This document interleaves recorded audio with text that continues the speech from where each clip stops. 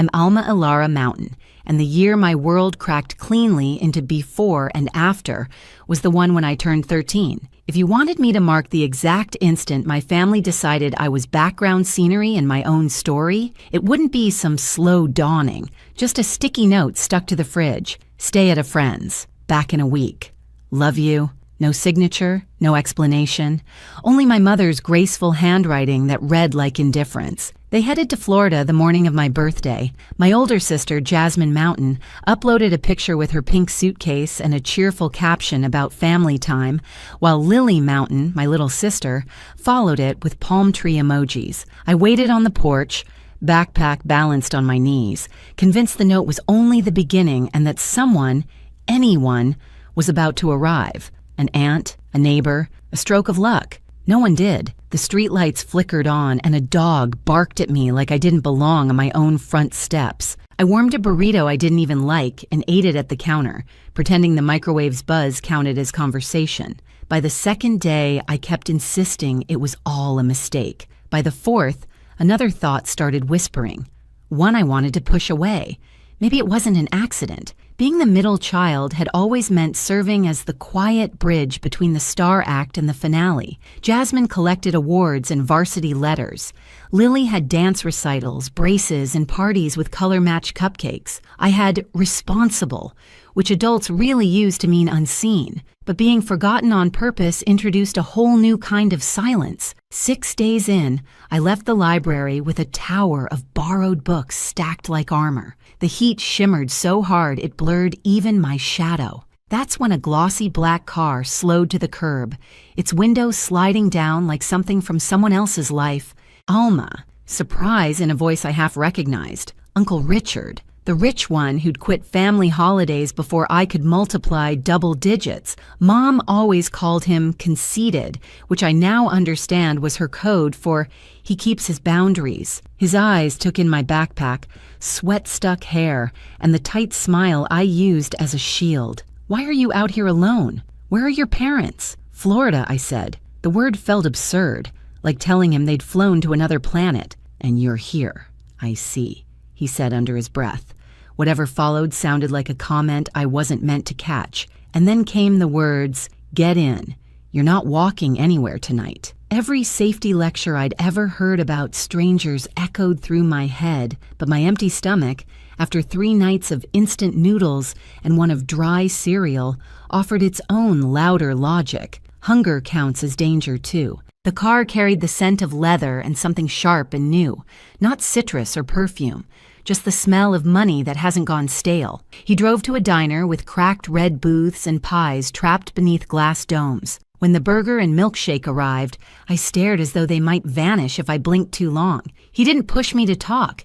He let me eat first, then asked about school, about friends, about what I cared about. History, I said, though mainly the parts everyone misremembers. That answer made him smile slightly, as if he'd just discovered a small secret about me. When we reached my street, he didn't bother to park, just idled and told me to pack a bag. I blinked. What? You're not staying alone on a sofa in a dark house while your parents shop for sunscreen. Pack, Alma. Some moments open up the world like it has hidden hinges. The door turned, and his home felt like another planet entirely. The guest bed looked too soft to touch. I perched carefully on its edge, afraid even to wrinkle the blanket. He leaned against the frame and raised an eyebrow. Planning to sleep upright forever? I whispered that I didn't want to mess up his sheets. They can be washed, he said with a half smile that held warmth instead of mockery. Things exist to be used, not feared. Morning came with orange juice poured into a real glass. At home, our cups were sun-faded souvenirs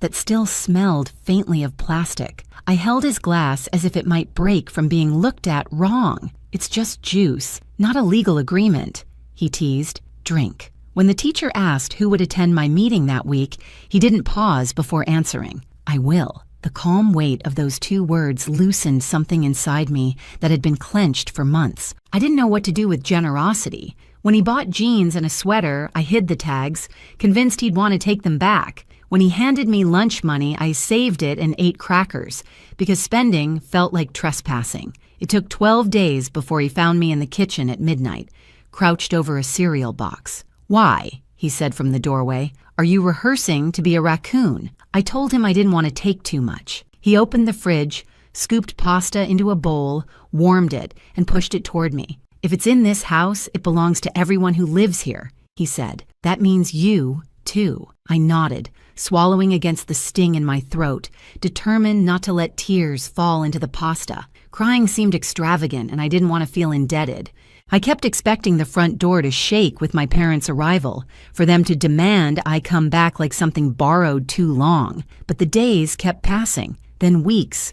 No knock, no call. Jasmine filled her feed with beach pictures captioned about eternal sisterhood, and Lily posed with shells pressed to her cheek. My name never showed up beneath any of it. Uncle Richard came with me to the school conference, where the counselor perched on a metal chair and said phrases like quiet potential and underengaged. He didn't argue, just took notes, and afterward bought a desk, so I'd have a place to study that wasn't the floor. He arranged an eye appointment I hadn't known I needed, and after that came dentist, doctor, haircut.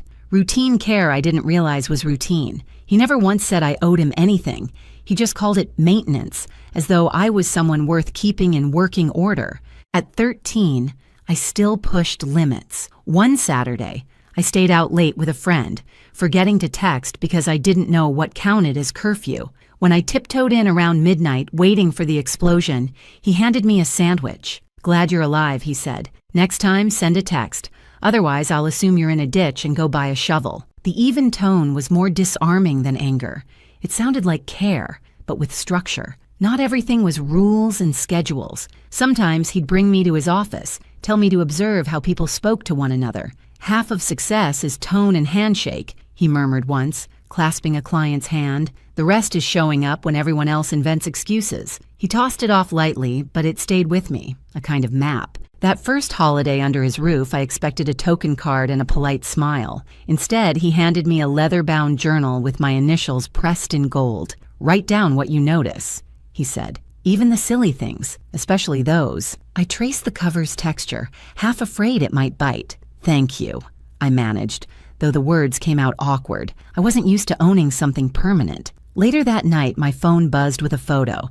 My parents, Jasmine and Lily, in identical pajamas beside a flawless tree. The caption read, "Mountain Traditions." No tag, no message, not even a "we miss you." I stared until the picture blurred into color and light. I glanced down at the journal resting on my lap and flipped open to the first blank sheet. I wrote, "Things here are meant to be used, not feared."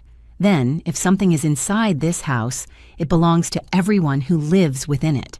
Finally, I added, "I am in this house." The words looked too assertive, like I'd borrowed someone else's courage. Still, when I shut the cover and traced my initials again, something faint stirred inside me, unfamiliar but warm. It wasn't safety, not yet, but maybe the draft of it, drawn in pencil outlines. I didn't know then that the diner booth and this little book would become the hinges that turned everything. Years later, in a place that smelled of leather and law, those pages would be my backbone when others scrambled for footing. For now, I was just 13, curled into sheets that whispered clean instead of weary, starting to learn one impossible truth. I wasn't disposable. I hadn't been forgotten, only misplaced. And someone finally had found my tab and slid me where I belonged. By the time I hit 14, Uncle Richard had reached two conclusions about me. First, my posture was atrocious. Second, under that slouch, I carried promise. He'd tap my shoulder whenever I folded inward. "Stand tall, Alma. You're not punctuation. People believe you more when you look like you already believe yourself." At first, it sounded like a line from a poster, but eventually I started catching myself mid-hunch, straightening up, pretending confidence until it began to feel real. Teachers noticed. I began speaking up, raising my hand, even joining debate club after he bribed me with pizza. At my first competition, my voice wobbled like bad speakers, but I still won, arguing that cats made better pets. When the judge announced it, I spotted Uncle Richard in the back, grinning the quiet kind of grin that said, "See? Told you." At home, he wasn't just a caretaker. He was a collection of lessons disguised as daily life. He never preached about drive or gratitude. He lived them. When I asked for a new phone, he said, "Sounds great. How much have you saved?" I blinked. "None?" Then you'll appreciate it twice as much once you've earned it. So I got my first job bagging groceries.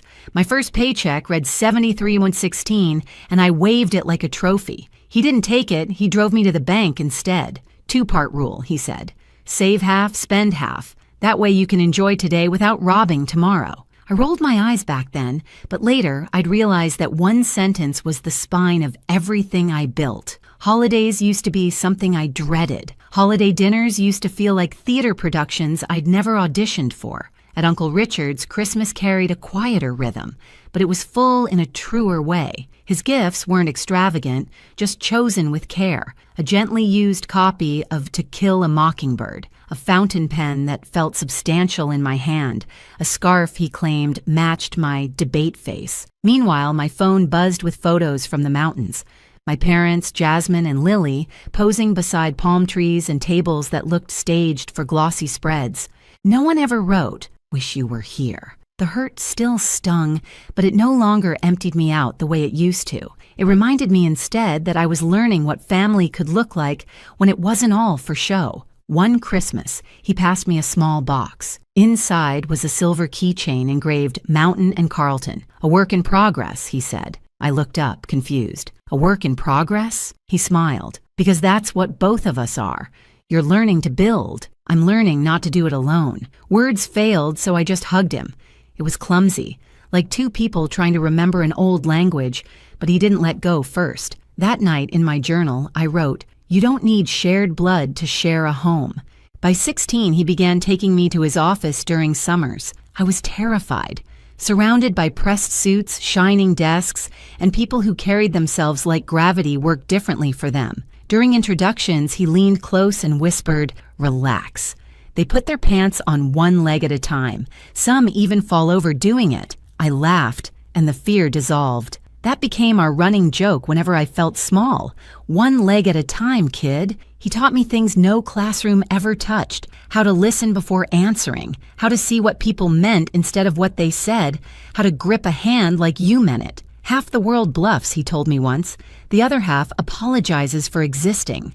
Learn to do neither. That was the first time I believed maybe I could build something more than just survival. At 17, the contrast between where I'd come from and where I was now felt sharp enough to draw blood. Jasmine filled her feed with college acceptance posts, tagging everyone but me. Lily posed beside her new car, captioned, "Thanks, Mom and Dad." Her grin as glossy as the paint. I stared at that photo while Uncle Richard brewed tea and murmured, "They don't even check in. Not a single text.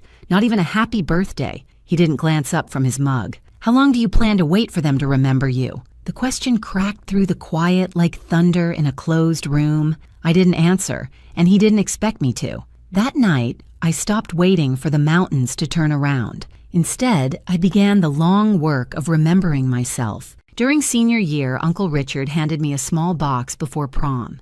Inside lay a slender silver bracelet with a tiny engraved A. "Don't chase approval, Alma," he said. "Chase peace. Approval is borrowed. Peace is something you keep." I didn't know it yet, but that line was a signpost for everything that would follow. The heartbreak, the betrayal, the showdown that would measure all his lessons. But in that moment, I just smiled, clasped the bracelet, and told him he sounded like a fortune cookie. He laughed. "Then make sure you open it before it's stale." That night, beneath strings of lights and a DJ who loved volume more than rhythm, I laughed without checking if anyone noticed. No invisible leash pulling me back. No note taped to a fridge saying back in a week. Just me, Alma Mountain, unfinished but real, finally learning what it felt like to be seen. College had never been part of the script my parents wrote for me. Jasmine was the prodigy with scholarships, Lily the golden child with trophies and tiaras, and me, the one expected to be realistic. Family shorthand for don't hope too high. If not for Uncle Richard, I might have stayed inside that limitation. He didn't simply hand over tuition, he made me fight for every piece. We sat for hours at the kitchen table surrounded by spreadsheets, loan guides, and financial aid forms until the numbers swam. "Scholarships first," he insisted. "Grants second. My help fills the gaps, not the base." So I hunted. There was a scholarship for left-handed students. I spent 2 weeks teaching myself to write lefty, another for descendants of beekeepers. I composed an essay on the sacred balance between bees and humans, even though my only encounter involved sprinting away from one in 3rd grade. Bit by bit, I stitched together a future. When the envelope from Western Summit University arrived, Uncle Richard examined it like a deal he'd personally brokered. "Congratulations," he said, his voice steady but proud. His eyes were bright when he said it. "Now go prove them right." Move-in day was chaos. Parents juggling boxes, balloons bobbing, everyone crying in doorways. Mine didn't come. Not a message, not even a good luck. Uncle Richard carried everything up 3 flights in the August heat, his shirt sticking to his back, but he refused to let me take the heavy ones. "This counts as my annual workout," he joked. "Don't tell my trainer I actually broke a sweat." When the room was finally set, I stood there taking in the mismatched sheets, the thrift store lamp, the faint bleach smell, and felt a pang twist deep inside. He must have noticed, because he said softly, "Don't look for them here, Alma. Look forward. That's the direction you're headed." I could only nod, throat tight. Before leaving, he gave me a small envelope. Inside, a note in his neat block handwriting. "If you ever doubt you belong, check your reflection. You got here without them." I taped it inside my planner and kept it there all 4 years. Those first months were rough. I felt like an intruder in every class. The girl in secondhand shoes, carrying detergent-scented bags instead of luxury ones. But Uncle Richard called every Sunday without fail, sometimes just to tease. "So, Miss Dean's list, still living on ramen and determination?" "Barely," I'd say. "Good," he'd reply. "Struggle keeps you sharp." That rhythm steadied me. His voice was a kind of gravity.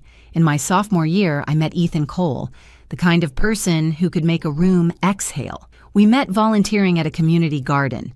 He was actually planting things. I was pretending to know how a shovel worked. He offered to show me, and I rolled my eyes but let him.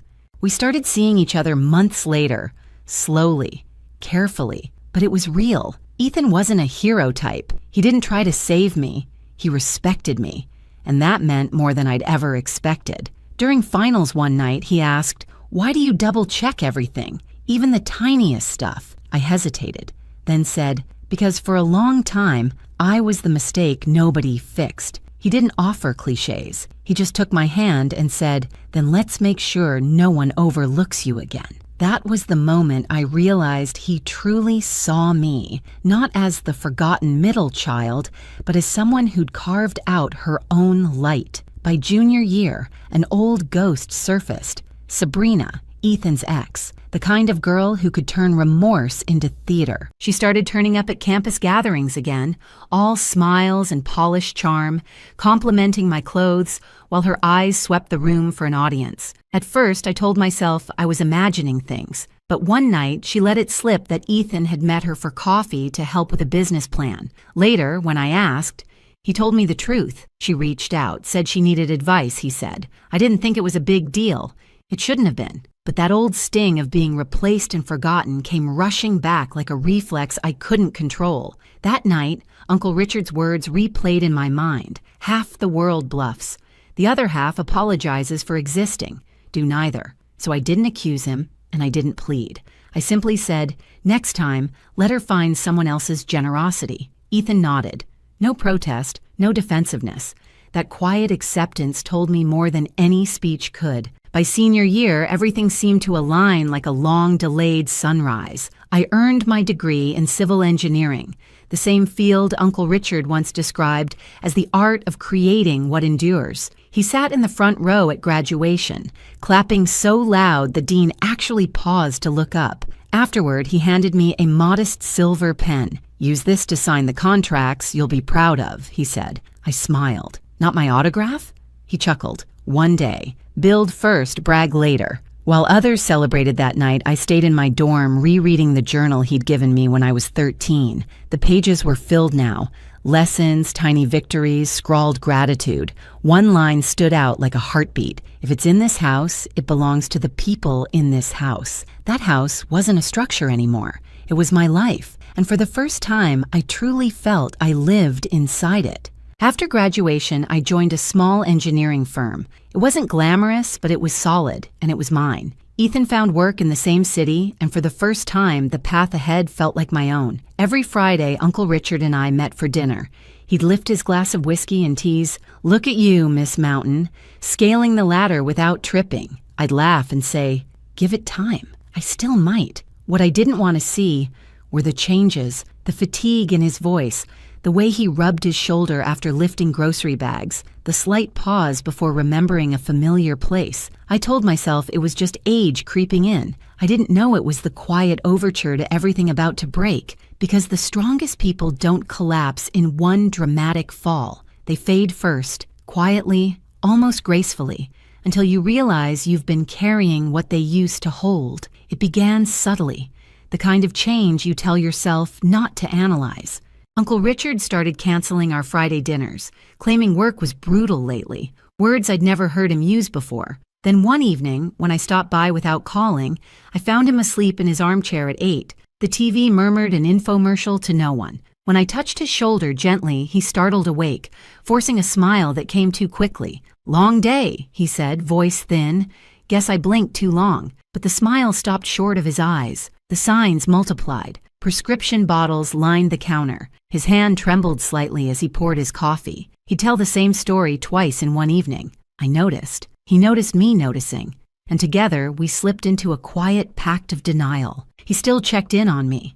Calm, steady, the same way he always had when I was learning to build a life from the ruins. "You're doing well at work," he told me once after I vented about a difficult client. "Just remember, jobs replace you in a week. People won't if you choose the right ones." That line struck deeper than any performance review. I didn't realize it was his way of preparing me for a world where he might not be there to say it. Months went by. My career gained traction. My footing felt firm. Ethan and I found a rhythm that worked. His marketing job, my engineering projects, both of us steady. But every time Richard brushed off a cough or waved away my concern, that steadiness cracked a little more. Then the day came. A Tuesday. The phone rang. A shaking voice on the line. "Ms. Mountain, this is Grace from Mr. Carlton's office. He collapsed during a meeting. They've taken him to St. Luke's Hospital." The drive blurred. Just streaks of red lights and the drumbeat of my heart in my hands. When I finally reached his room, he looked impossibly small against all that white. Still, when he saw me, he managed a crooked grin. "Don't look so grim," he rasped. "Told them I wanted a free night's stay. 5-star if you ignore the food." I tried to laugh, but my throat burned. "You scared me," I whispered. He shrugged faintly. "First time for everything." Then, softer still. "Sit, kid." He waited until the room settled into stillness, just the quiet pulse of machines and the soft shuffle of footsteps somewhere beyond the door. "You know," he said, his voice raspier than I'd ever heard it, "I always thought your dad would be the one teaching you these things. How to stand tall, manage money, argue without raising your voice, but I'm glad it turned out to be me." "Don't talk like that," I whispered. "Like what? Like you're—" I couldn't finish. He gave that half smile again, the one that carried more comfort than words ever could. "Honest?" he said, taking my hand, a rare gesture from him. "You've exceeded every single expectation anyone ever had for you, Alma. Just remember one thing." "What's that?" "You're not the extra piece. You never were." My vision blurred, and I blinked fast, unwilling to let tears win. He caught the effort and smirked faintly. "If you get these sheets wet, you're paying the dry cleaning bill." I laughed, and the sound cracked halfway through. But for a heartbeat, it felt like the world had returned to normal. He stayed in the hospital a few nights, then came home. Slower now, quieter, still pretending nothing had changed. We never brought up the scare again, but both of us knew something invisible had shifted between us. That final Christmas, he gave me a box wrapped in gold. Inside was the same leather journal he'd given me when I was 13. Only now, it wasn't blank. Every page was filled. Short notes, advice, jokes, rough sketches, even taped restaurant receipts with scribbles like "Best Burger of 2014, still not worth the calories." The last page made me stop breathing for a second. His handwriting trembled, but stayed legible. "If they ever try to erase you again, remember this. You've already written your own chapter." I looked up, throat tight. "You've been writing in this all these years?" He shrugged. "Couldn't let you keep all the good lines for yourself." I leaned in and hugged him. "Not a careful one." A real one. He chuckled, murmuring, "Easy, you'll break a rib." But I held on a little longer, because something in me knew it was the last time I'd hear that laugh in the same room. When the call came months later, I didn't pick up right away. It was early, the world still half asleep. The phone buzzed again, then a third time. On the other end, Grace's voice cracked. "Ms. Mountain, I'm so sorry. Richard passed away in his sleep this morning." The world went soundless, as if someone had turned life's volume all the way down. I sat frozen on the edge of my bed, phone still clutched in my hand, staring at the wall as if sheer focus could force the world back into order. He was supposed to be okay. He was supposed to keep cracking jokes about aging and cholesterol, not disappear overnight. The following days dissolved into a blur. Calls, documents, funeral arrangements. He'd named me executor, naturally. Of course he had. No one else would know the details that mattered. Which tie he called his serious one, which songs made him grimace, how much he despised lilies and preferred simple white roses instead. The service was small and elegant, just the way he'd have wanted.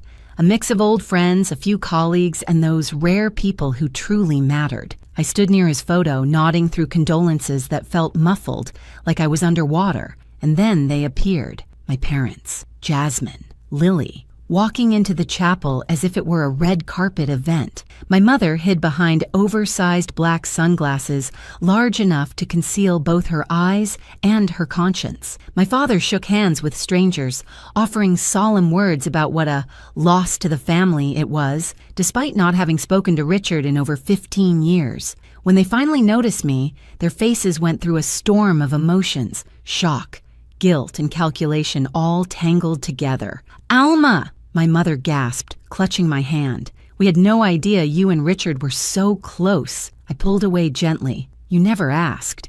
My father cleared his throat, slipping into his practiced tone, the one he used for church speeches and business deals. "Your uncle was an extraordinary man, generous, successful, always a part of the family." That last word almost made me laugh out loud. Family.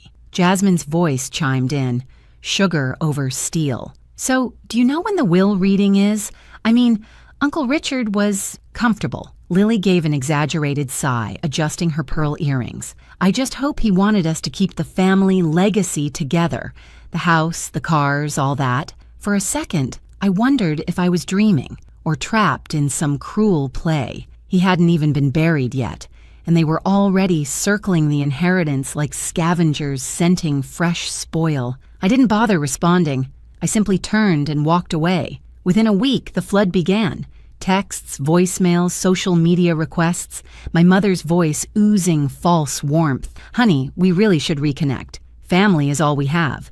Then a message from Jasmine slid into my DMS. "We should talk about estate matters soon," Jasmine wrote, while Lily sent an emoji that tried to make grief look fashionable. Not long after, Uncle Richard's attorney, Mr. Halpern, called. "The will reading is scheduled for Monday morning," he said. "It may be eventful. Your uncle was very specific about what he wanted." I smiled faintly, fingertips grazing the worn edge of my journal. "If they ever try to erase you again." They were about to find out what happens when you confuse quiet with weakness, and I was about to keep my promise to myself and to the man who taught me how to stand tall. The law office smelled of leather, old money, and the faint satisfaction of justice. Heavy curtains, dark wood furniture, chairs that forced perfect posture. The air carried that hush where every breath felt like testimony. Mr. Halpern sat at the head of a long mahogany table. My family lined the opposite side. My parents, Jasmine and Lily, wrapped in expensive mourning. My mother dabbed at invisible tears with designer tissues. My father folded his hands like a preacher ready for donations. Jasmine's phone kept glowing beneath the table, and Lily leaned close to whisper, "Do you think he left us the house?" I sat across from them, journal resting on my lap, heart steady, a plain black dress. No statement jewelry, no armor. I didn't need any. Halpern cleared his throat. "We are here to review the last will and testament of Richard Carleton." His tone was precise, deliberate. He began with the usual. Debts settled, small donations to charities, gifts to long-term staff. My family fidgeted, trying to look patient, practically vibrating with greed. Then he turned a page, Regarding the remainder of Mr. Carlton's estate, Jasmine leaned forward, diamonds catching the light. Lily clasped her hands like she was waiting for divine favor. My father glanced at me, a smirk flickering, half pity, half warning. Halpern read slowly, each word crisp as glass. To my estranged relatives who remembered me only when my bank balance suited their needs, I leave nothing. The silence split the room. My mother gasped. Jasmine's mouth fell open. Lily blinked, stunned. "He's joking, right?"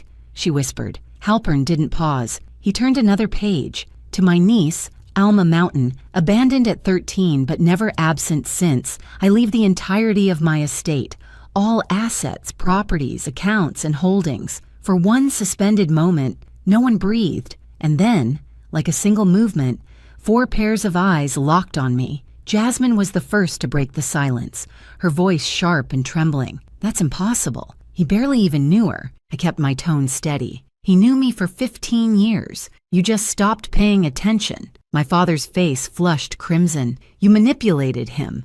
You poisoned him against his family." I rested my palm on the journal, fingertips tracing the soft, worn leather. "No," I said quietly. "You did that yourselves, the day you left me with a note on the fridge." Lily tried her practiced sweetness. "Come on, Alma.